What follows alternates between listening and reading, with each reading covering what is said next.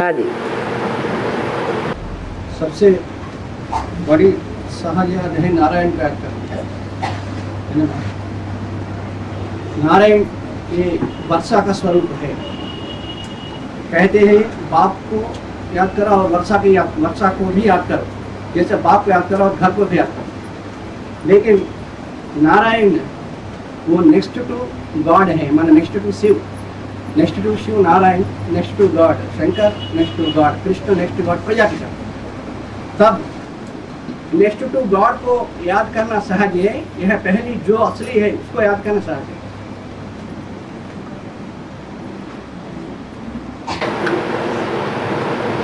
असली कौन है और नकली कौन है, उन दोनों के नाम बताओ। असली तो शिव है, शिव भगवान। असली शिव है और शिव के बाद जो नेक्स्ट टू गॉड है नारायण, वो नकली है। नकली नहीं बाबा, अरे वो तो अभी क्या कहा? लेकिन यही बाबा तो नेक्स्ट टू याद करना माना वो दूसरी पुरुषार्थ हो गया है ना। दूसरा क्यों हो गया? उसमें शिव नहीं है क्या? शिव प्रवेश करता है तब ही तो नारायण बनता है। अगर शिव उसमें प्रवेश न करे, संग का रंग ही न लगे, तो अव्वल नंबर नारायण बनेगा क्या? नहीं बनेगा। लेकिन बाबा वो तो आता ही है। अव्वल नंबर धर्म की स्थापना करने के लिए, और नारायण के द्वारा ही करता है। जिसके द्वारा करता है वो भी अव्वल नंबर नारायण है। तो अंतर कहाँ है? सगुण ही अगुण ही नहीं कछु बेदा,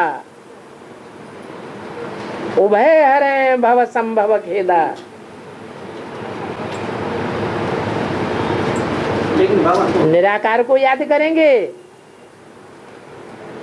तो भी निराकारी स्टेज जो बनेगी, उस स्वरूप को याद करेंगे, या जो जड़वत परम धाम में है उसको याद करेंगे? बिल्कुल नहीं, जड़वत परम धाम की बात है नहीं। जब है नहीं, इस सृष्टि पर बात है, तो इस सृष्टि पर जब वो आता है तो जड़वत तो नहीं है। चैतन्य है या जड़ है? चैतन्य में प्रवेश करने पर चैतन्य है या जड़ में प्रवेश करता है? हाँ जी। इसलिए जैसे सृष्टि चलाने के लिए स्त्री और पुरुष दोनों जरूरी हैं, ऐसे ही नई दुनिया स्थापन करने के लिए निराकार और साकार दोनों जरूरी है। और लेकिन बाबा तो मुरली में अगर बिंदु को नहीं याद कर सकेंगे तो बड़ों को याद करो। बिंदु का मतलब है सूक्ष्म स्टेज वाले को। ऐसे नहीं कि बिंदु को कोई परम धाम में याद करना है। वो तो बता दिया मेरे को, जो परम धाम में याद करते हैं वो है शूद्र संप्रदाय। शूद्र संप्रदाय जानेंगे या ब्राह्मण जानेंगे? तो ब्राह्मण क्या जानेंगे? परम धाम में बिंदु को जानेंगे। उसको जानना कहा जाएगा? तो फिर नारायण को भी जानना पड़े। नारायण कौन बनता है ये भी जानना पड़े। अगर नहीं जानेंगे तो निश्चय बुद्धि कहे जाएंगे? नहीं कहे जाएंगे। निश्चय बुद्धि विजयते का मतलब ये है कि संसार में उसे जानना चाहिए जिसकी कभी हार ही नहीं हुई है। शास्त्रों में एक नारायण ही है जिसकी दुनिया में किसी से हार ही नहीं हुई है। विजय तुम्हारा जन्म सिद्ध अधिकार है। तो जैसे को याद करेंगे वैसे ही बनेंगे। और माना साकार को याद करें तो चलेगा ना बाबा, लेकिन याद तो ना प्रवृत्ति होना चाहिए। शरीर को याद करना है कि आत्मा को याद करना है, कि शरीर में आत्मा को याद करना है? तो बात ही खत्म हो जाती। साकार में निराकार को याद करना है। लेकिन उनमें दो सोच हो जाने बाबा हैं?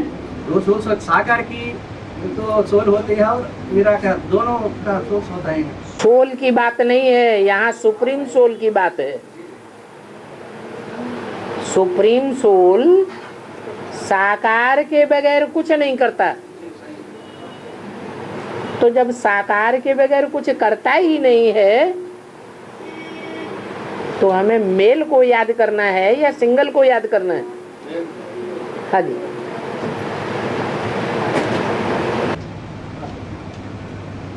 और शंकर के अभिषेक का पीड़ है, नारायण का अलंकार पीड़ क्या है बाबा? शंकर है ना बाबा, हाँ शंकर को अभिषेक करते हैं ना, अभिषेक, हाँ अभिषेक, वो अभिषेक का प्रिय है। हाँ और नारायण तो जो अलंकार का प्रिय है। हाँ। तो क्या बेहद का अर्थ क्या? अभिषेक है माने स्नान। पहले स्नान किया जाता है कि पहले श्रृंगार धारण किए जाते हैं? है? पहले क्या किया जाता है? पहले स्नान करना पड़े तो नारायण पहले है या नारायण को नारायण बनाने वाला पहले है? जो नारायण को नारायण बनाने वाला है वो देव देव महादेव है। इसलिए स्नान ज्ञान का कौन करेगा पहले? सुप्रीम सोल जरूर जिसमें प्रवेश करता है, जिसको लिंग के रूप में पूजा जाता है, उसी का अभिषेक होता है। और बाबा तो ये एक भाई का प्रश्न है, तो श्राद्ध कर्म करते हैं ना बाबा? श्राद्ध कर्म करते हैं ना, श्राद्ध कर्म। हाँ जी। तब तो ब्राह्मण द्वारा आपका इनको बुला करके तो उसको भोजन खिलाना ऐसा करते हैं ना बाबा? हाँ जी। तो वहाँ वो बात है तो वो स्वीकार करते हैं पहले हाँ। आत्मा का स्वीकार करते हैं। तो जिसको बुलाया है वो भोजन स्वीकार करते हैं। हाँ। वो कैसा बोल रहा है? कैसा माने? कैसा माना, ये कैसा संभव है वो पूछ रहा है। ये तो यहाँ की रस्म रिवाज जो संगम युग में हुआ है, वो सब रस्म रिवाज वहाँ चलती है भक्ति मार्ग में। हाँ, वो क्या है वो पूछ रहा है। यहाँ ब्राह्मण कौन है? ब्राह्मण तो है ना। जो ब्राह्मण है, उन ब्राह्मणों में कोई ब्राह्मण है जो पहले शरीर छोड़ चुका, जो सारी दुनिया का पूर्वज है?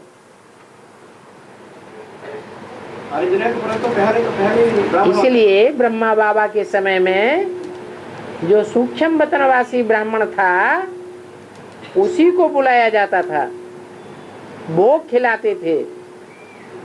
ये रस्म रवाज यहाँ संगम युग में भक्तों के द्वारा डाली जाती है। और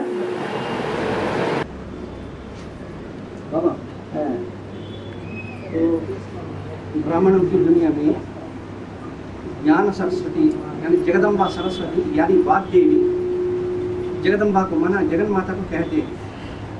और दूसरी ओर जो याद में सबसे टीका है पहले नंबर के बाद योगिनी माँ है, काशी, इसमें याद का तेज योग में वो परफेक्ट है। इसलिए बन गया जो बाप की तरफ पूरी जानकारी हुई उनको, है ना। याद भी तब सहज होता है, तब निरंतर होता है जबकि बाप के बारे में पूरी जानकारी होते है, बाप क्या है। तो बच्चों बगैर बाप नहीं रह सकते और बाप बगैर बच्चों नहीं रह सकते, ऐसी स्टेज। तो तब असली ज्ञानेश्वरी यानी असली ज्ञानी उसको बताना है ना, उसको कहना है ना, जगदम्बा का नहीं था। ज्ञान अलग चीज है और याद अलग चीज है। कैसे अलग है? दोनों में सहज क्या है और कठिन क्या है? याद तो कठिन है, ज्ञान तो सहज, और ज्ञान सहज है। ज्ञान सहज है। तो योगी बनने में प्रैक्टिकल मेहनत है और बोल बोल करने में उतनी मेहनत नहीं है। आज की दुनिया में जितने भी पढ़ाने वाले हुए विद्वान, पंडित, आचार्य, गुरु लोग, सबने गाल बजाए हैं या परिवर्तन किया है? क्योंकि गाल बजाना सहज है और परिवर्तन करना कठिन है। वो परिवर्तन तभी होता है जबकि याद की शक्ति हो या तो पवित्रता की शक्ति हो, और याद से ही पवित्रता आती है। इसलिए योग में और योगी में, ज्ञान में और ज्ञानी में अंतर पड़ जाता है। जो ज्ञानी बनती है वो योगी नहीं बन सकते है क्या? प्रैक्टिकल अगर ज्ञान है तो योगी बन सकता है, नहीं तो दुनिया में जैसे पंडित सोई जोई गाल बजाबा, दुनिया में बहुत से मजमे लग रहे हैं, लाखों लाख मजमे में इकट्ठे हो जाते हैं बड़े बड़े शहरों में। परिवर्तन हो रहा है उन मजमों में, बुद्धि का परिवर्तन हो रहा है या सिर्फ मजमे लगते हैं? मजमे लगते हैं। बाप तो कहते हैं मैं तो बड़ी सभाओं में आता ही नहीं हूं, मैं तो 200, 400, 500 बच्चों को पढ़ाता हूं बस। जहां तक आवाज पहुंच सके। बड़े बड़े लाउड स्पीकर लगाने की दरकार ही नहीं। लाउड स्पीकर पर बच्चे सवाल कैसे पूछेंगे? थोड़े थोड़े बच्चों को पढ़ाता हूं। और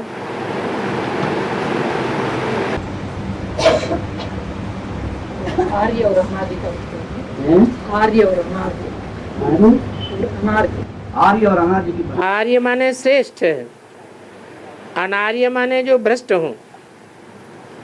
आर्य नहीं है, अनार्य है। आर्य कहा जाता है श्रेष्ठ इंद्रियों से कर्म करने वाले श्रेष्ठाचारी देवताओं को, और अनार्य कहा जाता है जो भ्रष्ट इंद्रियों से भ्रष्ट आचरण करते हैं, उनको अनार्य कहा जाता है।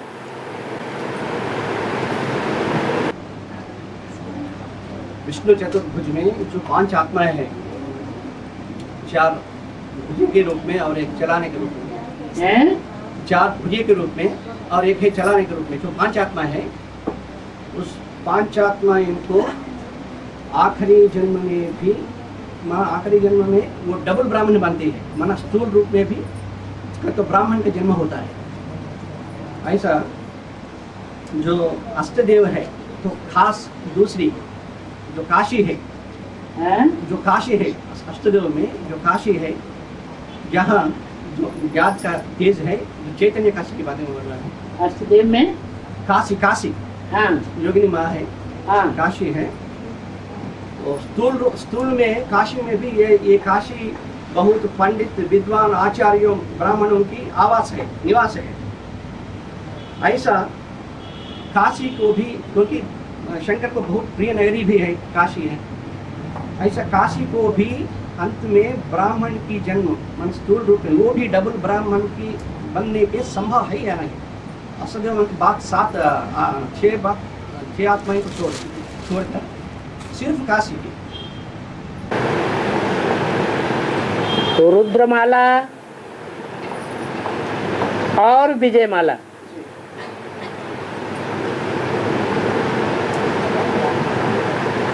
रुद्रमाला में एक है महारुद्र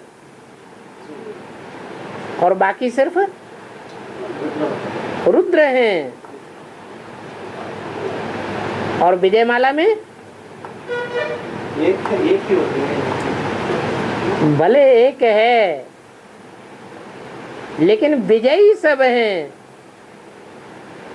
इस बात में विकारों पर विजय है। विकारों पर विजय है। तो जो विकारों पर विजयी हैं वो रुद्रमाला वाले विजयी होते हैं या विजयमाला वाले विजयी होते हैं? विजयमाला वाले पहले। और जन्म जन्मांतर के विजयी कौन होते हैं? विजयमाला है। क्यों? क्योंकि पीरियड की शक्ति है। तो वो बात काशी में नहीं आती है।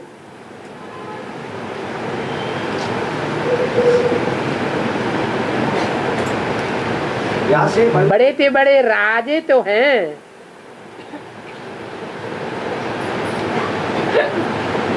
बाप के जन्म जन्मांतर के सहयोगी तो हैं।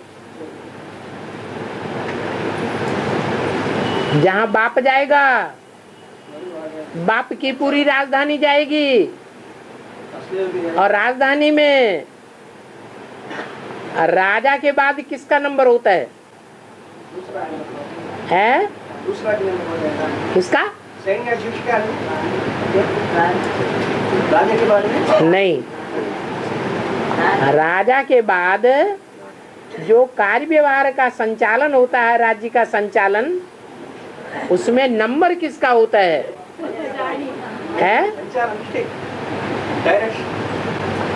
महामंत्री का होता है। और जो राजाएं हैं, द्वापर युग से जो भी राजाएं हुए हैं, वो मंत्री पवित्र को बनाते हैं या अपवित्र को बनाते हैं? हाँ जी। तो वो जो अष्टदेव हैं, उन अष्टदेवों में ये शिफ्ट है पवित्रता की। मंत्री एक होता है या अनेक होते हैं? उस समय तो मंत्री ही होते हैं बाबा। इस समय तो उस समय नहीं, उस समय जो होता है वो ही इस समय शूटिंग होती है। ऐसे नहीं यहाँ शूटिंग अलग हो जाती है और वहां दूसरा हो जाता है। तो मंत्री अनेक होते हैं, प्रधानमंत्री महामंत्री अलग अलग होते हैं।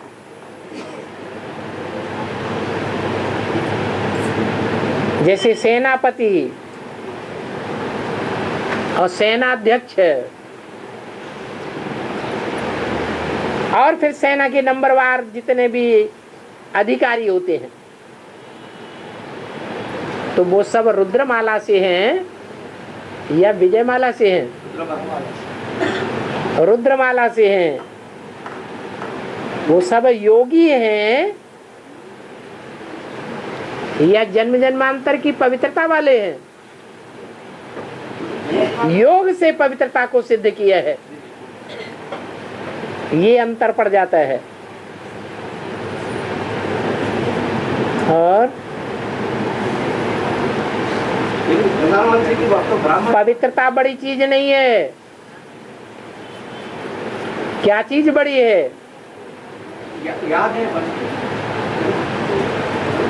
ये बोला है कि जब दुनिया के सन्यासी निकलेंगे जिन्होंने जन्म जन्मांतर पवित्रता को महत्व दिया है, तो तुम्हारी विजय हो जाएगी।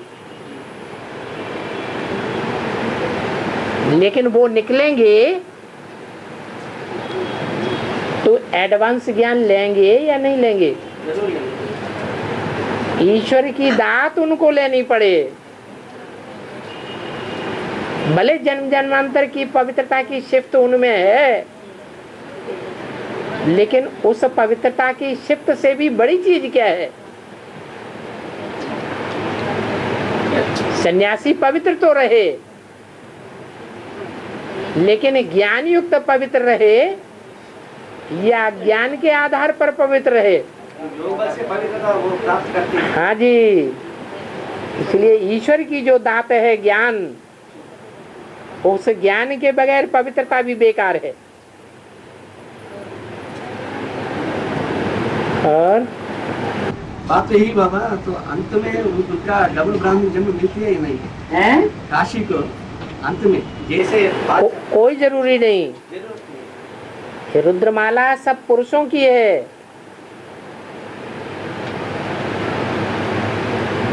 पुरुष जो होते हैं उनमें अपनी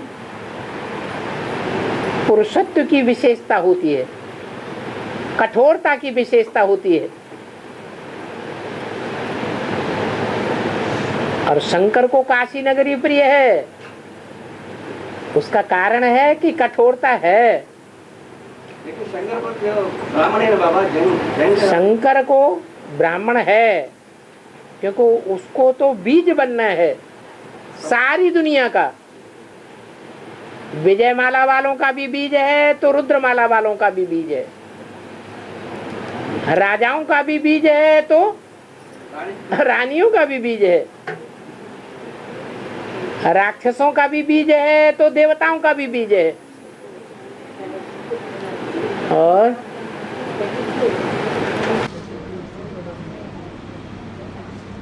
बाबा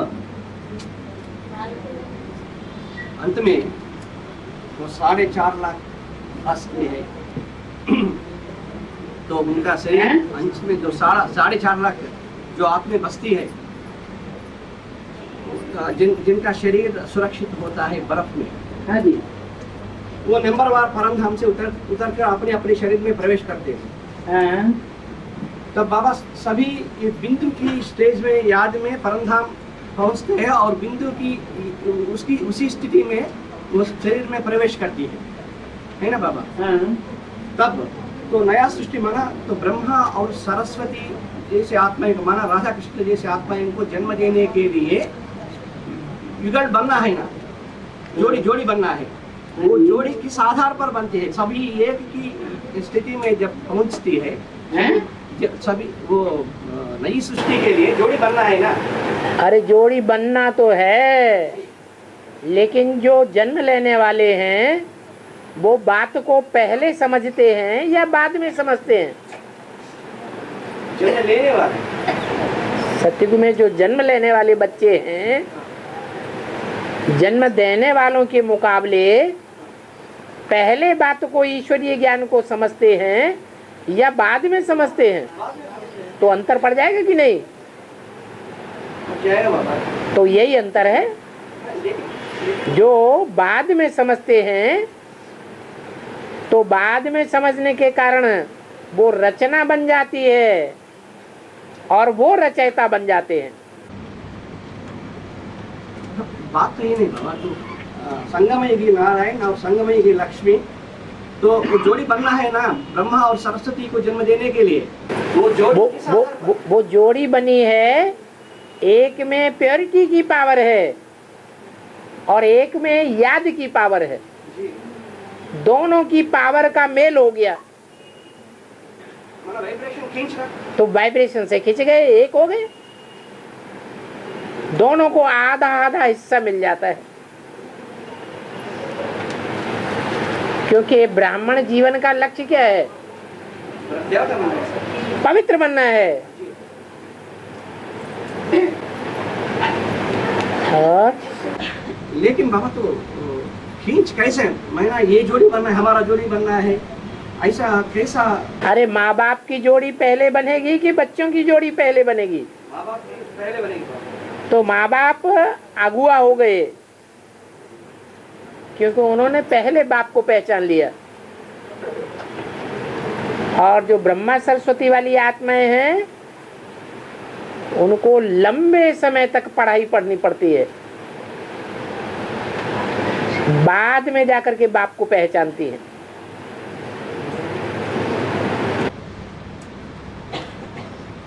लेकिन प्रश्न तो यही बाबा, तो ये खींचना, वाइब्रेशन के खींचना, फलानी उस आत्मा की तरफ जाना है, ये किस आधार पर होता है? क्या माना तो जोड़ी बनना माना जो रचयिता जो है, समानता पुरुषार्थ के आधार पर। माना सभी अंत में बिंदु की याद में रहेंगे तो एक ही याद में रहेंगे तो दूसरी तरफ वाइब्रेशन खींचना कैसा संभव है? वो अपनी अपनी खींच अलग अलग प्रकार की है ना। ऐसे थोड़े ही कि राधा कृष्ण की जो खींच है और नर से जो नारायण बनने वाले हैं, नारी से लक्ष्मी बनने वाले हैं, उनकी खींच की रफ्तार के बराबर उनकी रफ्तार हो जाएगी। रचयिता की रफ्तार और रचना की रफ्तार एक ही होगी या अलग अलग होगी? हैं? रफ्तार माने गति एक कैसे हो जाएगी? रचयिता की जो दो दौड़ है, रचयिता की दौड़ कम होता है, रचना की दौड़। हाँ, तो रचयिता की दौड़ में और रचना की दौड़ में अंतर पड़ जाता है, इसलिए रचयिता रचना का फर्क पड़ जाता है।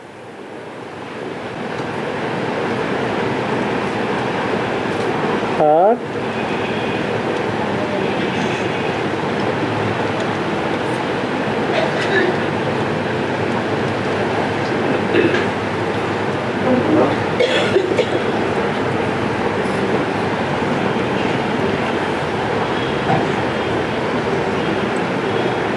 हाँ जी,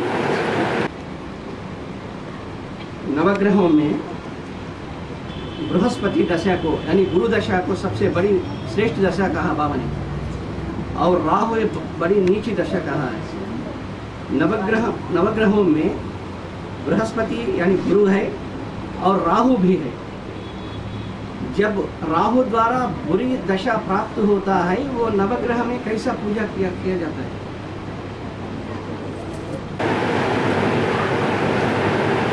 बाबा ने तो बता दिया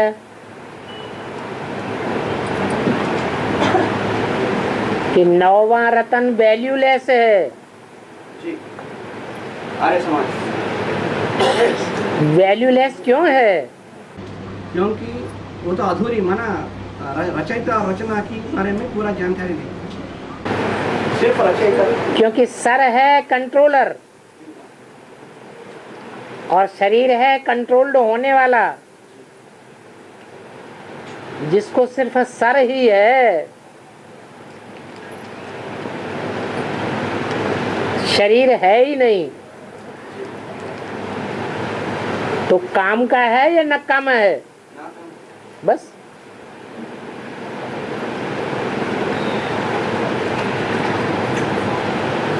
कोई वैल्यू नहीं।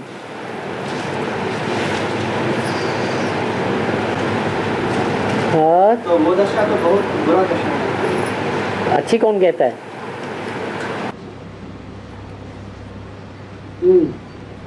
बाबा तो परसों की तो मुरली में पॉइंट आई है, तो 22/11/1966 बाप तुमको कितनी सहज रीति समझाते हैं, पढ़ाते हैं, कोई तकलीफ नहीं देते हैं। आज की मुरली की पॉइंट आई है, संस्कृत श्लोक आदि कुछ नहीं उठाते हैं, नहीं सुनाते हैं। संस्कृत में संस्कृत श्लोक आदि कुछ नहीं सुनाते हैं, उठाते हैं। लेकिन कभी कभी तो मुरली में बात आती है, तो गीता में भी ऐसे बोल दिया है, तो मतलब भाषयते सूर्यो न शशांको न पावकः तत्त्वानि वर्तन्ते तथा परमं मम यानिशानि सर्वभूत तस्यां जागृति संयमी, ऐसे श्लोक तो उदाहरण देते हैं। तो वो श्लोक ब्रह्मा की सोल सुनाती है या शिव बाबा सुनाते हैं? लेकिन हमारा भाव कैसा होना है, हमको समझाने वाला शिव बाबा है ना ब्रह्मा ना प्रजा। तुम समझो, लेकिन बाबा ने तो बता दिया, ये ब्रह्मा की सोल इंटरफियर करके बोलती है। हाँ, लेकिन हमारे भाव तो शिव बाबा की तरफ होना है ना। हाँ, तुम अपना भाव रखो ना, ये पूछने की दरकार क्यों पड़ती है? बाबा भक्ति, ज्ञान और वैराग्य, ये तीन बात है ना बाबा। भक्ति मार्ग में ये पॉइंट था, और बाबा भी मुरली में कहते हैं इन तीन बातों से ब्रह्मा विष्णु शंकर का कोई कनेक्शन है? क्यों नहीं है?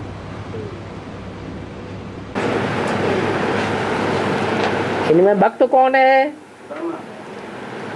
ज्ञानी कौन है और पक्का बैरागी कौन है? ब्रह्मा तो भक्त है, ज्ञानी तो शंकर है, वैराग तो माना विशेष राग विष्णु माना लक्ष्मी। विष्णु बैरागी है, माना विशेष राग माना जिसके साथ लक्ष्मी हमेशा बैठी रहती है। नहीं बाबा, तो विराग माना क्या? विशेष राग नारायण के प्रति उसको विशेष राग है या नहीं? नहीं,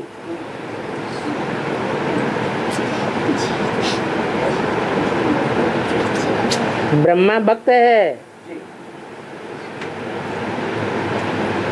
विष्णु प्रैक्टिकल में ज्ञानी है और शंकर विशेष राग है। एक शिव बाबा, दूसरा न कोई। तो शंकर को बुद्धि की है ना बाबा, प्रतीक है ना, तो इसलिए ज्ञानी है, हम समझा है ऐसा। नहीं, ज्ञानी प्रैक्टिकल में ज्ञानी होना चाहिए या सिर्फ वो बोल बोल का ज्ञानी होना चाहिए?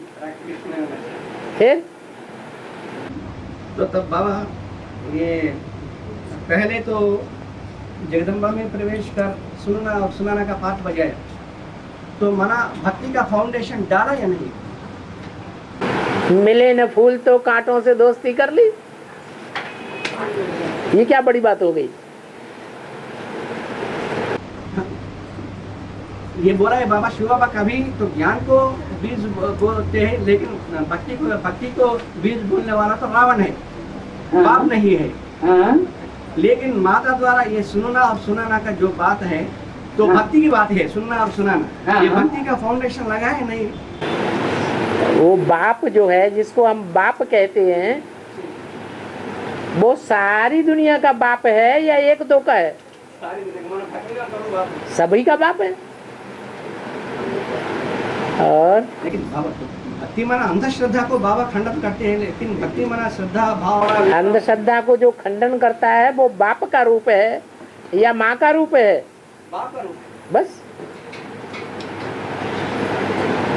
बाप बीज को कहा जाता है, माँ को बीज तो नहीं कहा जाता।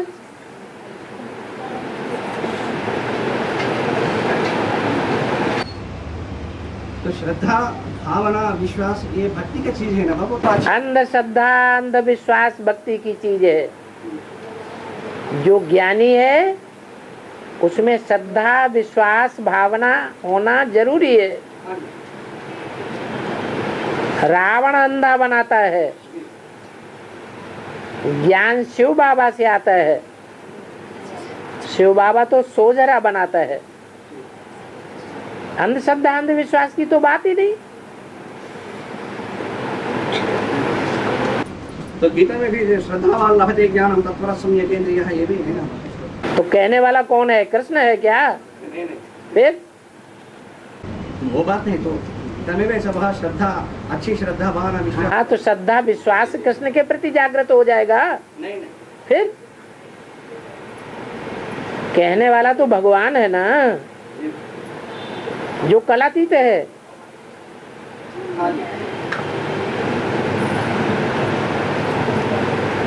और बाबा शास्त्रों में लिखा है कि हिंदू संप्रदाय के पहले सिंधु संप्रदाय है। हिंदू संप्रदाय के पहले सिंधु संप्रदाय है।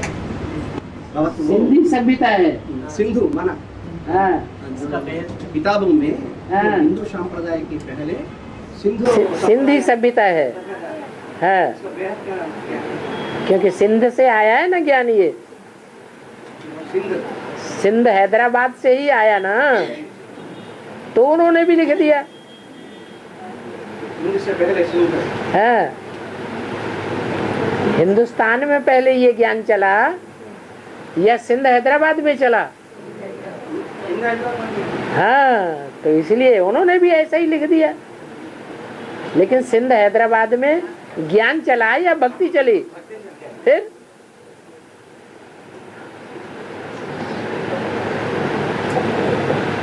और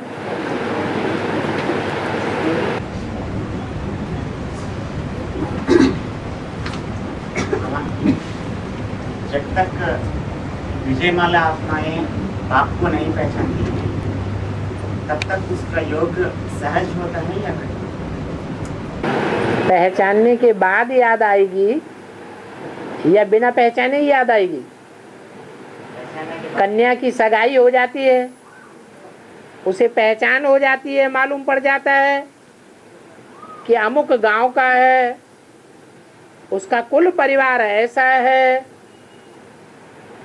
गांव का स्वरूप ऐसा है, संबंधियों का स्वरूप वैसा है, उसका फोटो ऐसा है, सारी पहचान हो जाती है ना, तो याद छप जाती है, ऑटोमेटिक याद आती है या कठिनाई से याद करनी पड़ती है? ऑटोमेटिक हो जाती है। तो ऐसे ही भगवान के बारे में है। भगवान के बारे में जब पूरी जानकारी हो जाएगी, पूरी पहचान हो जाएगी, तो ऑटोमेटिक याद आएगी।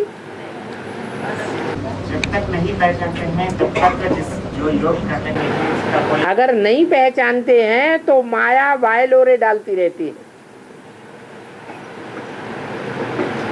माया बुद्धि को उखाड़ती रहती है। जो ज्ञान में परिपक्व होंगे माया के परछावे से बचे रहेंगे,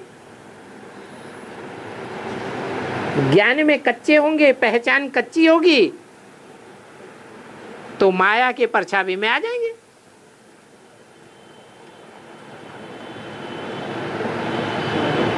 तो पहचान तो जरूरी है। तो जब तक नहीं पहचानते हैं तब तक जो योग किया याद किया उसका कोई भक्ति है।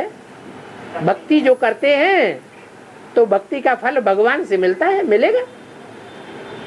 भक्ति जब पूरी होगी तो भगवान मिल जाएगा। और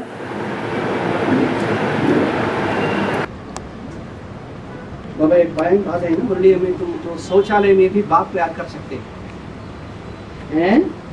शौचालय माना लेटरिन में भी बाप को याद कर सकते हैं। पॉइंट आती है ना बाबा। हाँ जी।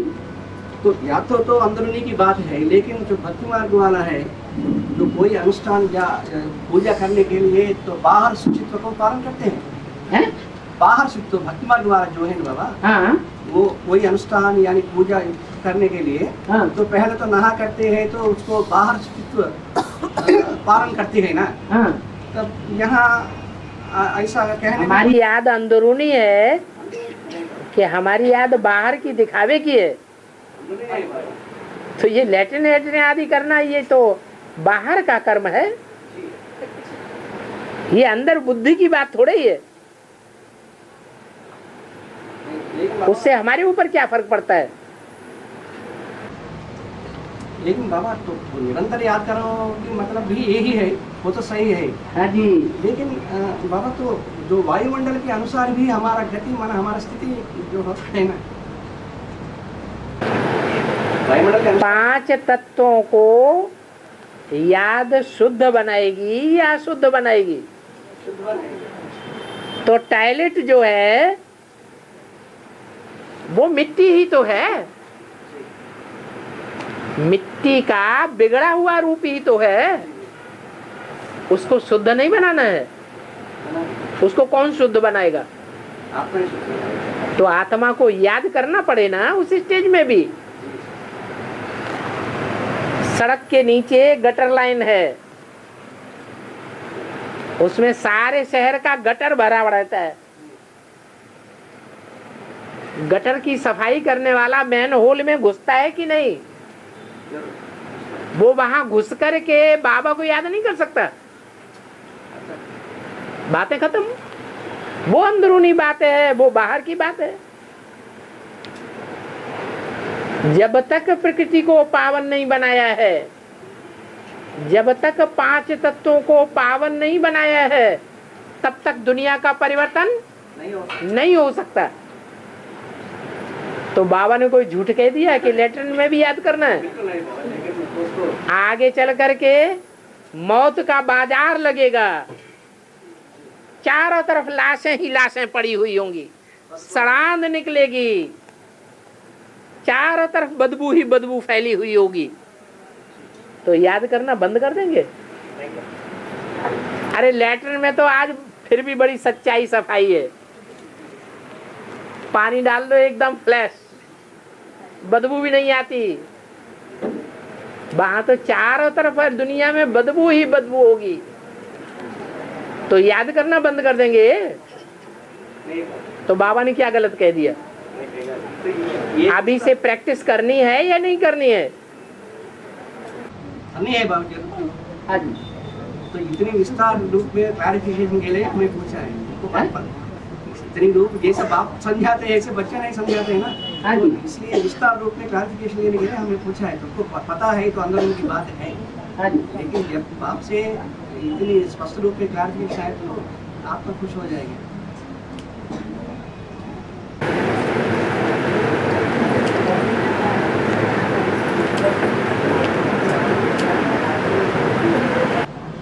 बाबा ये पॉइंट को क्लैरिफिकेशन तो दिया बाबा, लेकिन भूल गया। तो भक्ति मार्ग में जो प्रसाद है ना बाबा, तो प्रसाद स्वीकार करने के लिए तो वो नयनों का टच करके तो बाद स्वीकार करती है। तो भक्ति मार्ग में जो प्रसाद देते हैं ना, वो प्रसाद को तो भक्त लोग पहले टोली है प्रसाद माना वो पहले वो स्वीकार माना, तो पहले तो खाते नहीं, वो नयनों को ऐसे टच करके बाद खाते हैं। नयनों को माना ऐसा ऐसा क्या कहना उसमें हिंदी में? हाँ, नमन करते हैं, प्रसाद लेते हैं, ऐसे नमन करते हैं। नयनों पर ऐसा ऐसा करते हैं। हाँ, बाद स्वीकार करते हैं। हाँ जी। उसका बयान कर दिया। उसका मतलब ये है प्रसाद माने प्रसन्नता। रावण से प्रसन्नता नहीं मिलती है, हाँ जी, और भगवान से प्रसन्नता मिलती है। तो जो बाबा का ज्ञान सुनने के बाद प्रसन्नता मिली, खुशी मिली, उस खुशी को सर माथे पर चढ़ाना चाहिए।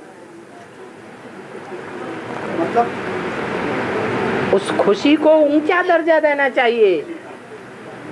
ऐसे नहीं कि ज्ञान में आ गए और रोने लगे, रोते रहे, गमगीन दुनिया बनाते रहे, खुद भी गमगीन रहे और देखने वाले भी गमगीन हो जाएं, तो कौन कहेगा इनको भगवान का प्रसाद मिला?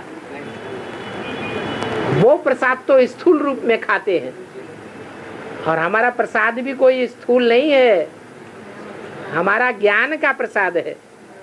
जो हमको ज्ञान मिलता है, उस ज्ञान मिलने के बाद जो हमको खुशी चढ़ती है चेहरे पर, वही हमारा प्रसाद है।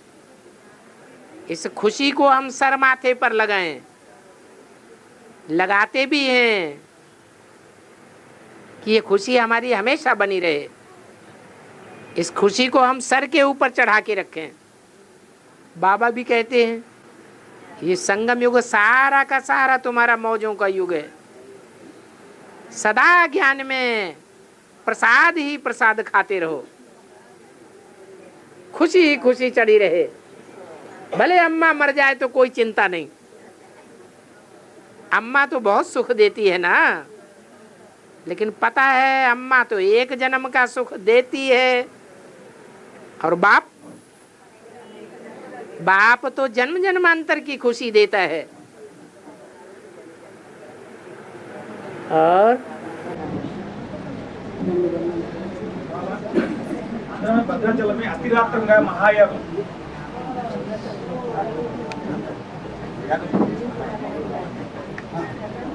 अतिरात्र महायाग का पॉपुलरिटी है बाबा। तो भद्राचल है ना बाबा, यहाँ आंध्रा में, वहाँ अतिरात्र महायोग करते हैं। अतिरात्र महायोग उसका नाम है, जो याग वो यज्ञ करते हैं, याग करते हैं, उसका नाम है अतिरात्र महायाग। अतिरात्र महायाग वो पॉपुलर है, यहाँ पॉपुलर है, फेल है।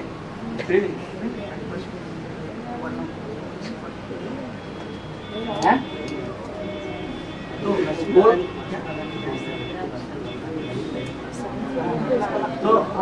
ये अतिरात्र महायाग वर्ष के लिए करते हैं। वो कौन सा दिन होता है?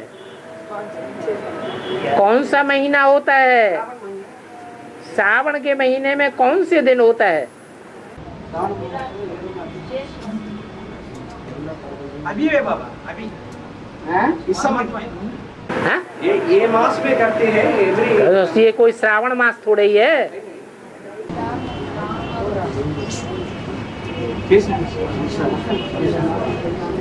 तो बाबा वर्ष के लिए अभी पहले पक्का पता लगाओ कि कौन से महीने में होता है, कौन से पक्ष में होता है, और वो हैं? हर वर्ष नहीं करते बाबा, विशेष में वो याद करा। लो ये कह रहे हैं हर वर्ष करते ही नहीं है, हर वर्ष नहीं होता है। वो याद मुझे तो पता नहीं बाबा। तो जो पूछ रहे हैं वो पहले पूरा आता पता बताएं। और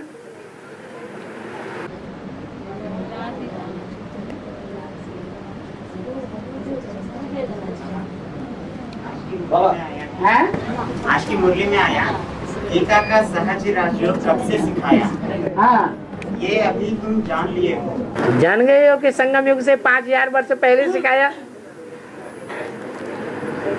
समय तो गीता का सहज राजयोग इस समय संगम युग में भी कब से सिखाया? जब बाप आया तब से सिखाया।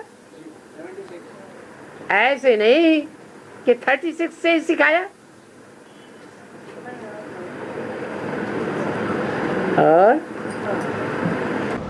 बाबा ब्रह्मा में जब याद किए थे, जो ब्रह्मा में निराकार को याद किया था उस समय, तो वह भी सहज होता ही या नहीं? वो सहज कहाँ है? वर्षा किससे मिलता है? माँ से। तो जो प्राप्ति के लिए पुरुषार्थ किया जाता है कि बिना प्राप्ति के लिए पुरुषार्थ किया जाता है, तो माँ से कहाँ प्राप्ति होती है? अल्पकाल की प्राप्ति होती है या सदाकाल की प्राप्ति होती है? हैं? हाँ जी, प्रकृति और पुरुष